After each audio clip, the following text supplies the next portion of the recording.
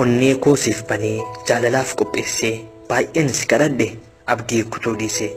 sin jaaladha ture baay'ee natti tolta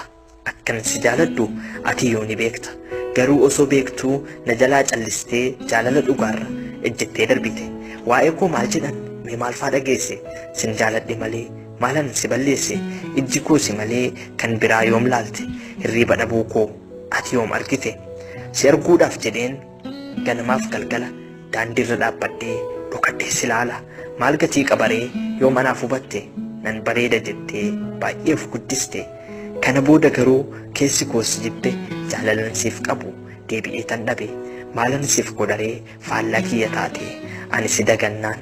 ati na yaadatte maalummaan jaalalaa siif galee hubattee wannan ani ta'e baganaaf argite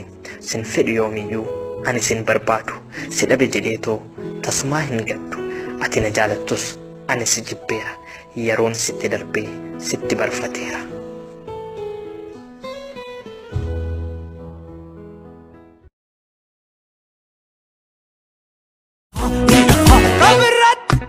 Warri kun, hey, warri kun, warran, warri ya bebe tu fada.